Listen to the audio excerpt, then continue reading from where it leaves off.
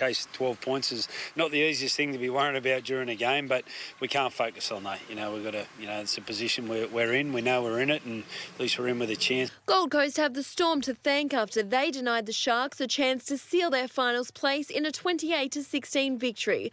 One last try from Connor Tracy could end up being the difference. We're disappointed. We wanted to, go in the front door, not have to try and sneak through the back door, and it would have been nice to win tonight, but, we've got a pulse. So, we'll hope and pray that things go our way on Sunday. Melbourne's victory wrapped up the minor premiership, but the Panthers didn't take the foot off the gas against the Eels. Ball! Ferguson couldn't stop him! Like they needed it. Brian To'o scoring his first career hat-trick in a 40-6 victory, a week after returning from injury. Not just coming back, but looking like he'd never even been out or injured or... It's remarkable, so certainly glad he's on our team. Jaleesa Apps for 10 News First. Well, the Broncos left their run a bit late, but they've given fans some hope that 2022 might be a better season. They finished the year with a massive 35-22 win over the Knights. It was a fitting farewell for retiring Brisbane captain Alex Glenn. Despite the result, Newcastle go into the finals in 7th spot on the ladder. Well, Michael Hooper wants the Wallabies to harness the pain of repeated Bledisloe Cup losses and use it as fuel to avoid a series whitewash. The Wallabies are looking to make it 2 from 2 at Optus Stadium tomorrow, following their record win against the Kiwis in 2019.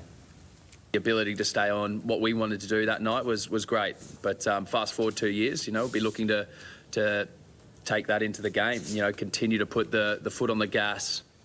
While the Bledisloe Cup is already decided, the clash counts towards the Rugby Championship. Naomi Osaka doesn't know when she'll return to tennis after a shock loss in round 3 of the US Open. The Japanese superstar is considering another break, while Alexei Popyrin's giant killing run, it's over. Alexei Popyrin has never been past the 3rd round of a major, and it looked like finally that would end. Showing all the skill that saw him defeat 15th seed Grigor Dimitrov, the Sydney sider even channeled a fellow Aussie. The tweeter lands in. Up 2 sets to love, it was all in Popyrin's favour, but Dan Evans suddenly found a few tricks of his own. That's a beauty. The Englishman proving quite the roadblock. Squaring the match at 2 sets all, and the Aussie just couldn't stop the winners. His 4th round dream dashed. But Dan Evans in 4 hours and 3 minutes in a 5th set tiebreak. Touted as the new Rafa, 18-year-old Spaniard Carlos Alcaraz shocked the world as the youngest man in history to defeat a top 3 player. The best match of my career, the best win. So for me, beat Stefanos Tsitsipas is a dream come true for me. While Naomi Osaka looked in fine form, taking the first set against 18-year-old Canadian Leylah Fernandez, but it soon went off the rails. That was so unlike Naomi Osaka. She really did lose her cool. As she bowed out of not just the US Open, but maybe the game entirely. I honestly don't know when I'm going to play my next tennis match. Sorry. Josh McLean for 10 News First.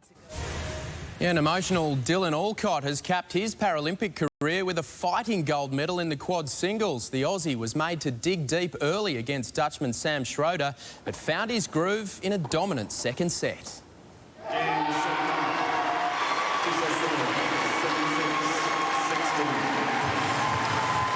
He's done it. I'm going to celebrate this with my tennis family tonight, drink some beers. So many beers. I'm going to celebrate with them when I get back, and I'm a mess. Well, he's a character too. Alcott paid tribute to his opponent as he announced his retirement from Paralympic competition. Well, Dutch fans packed out practice as Formula One returned to Holland for the first time since 1985. They all came to see local hero Max Verstappen and were delighted when his main rival Lewis Hamilton suffered engine issues. Losing power. Stop.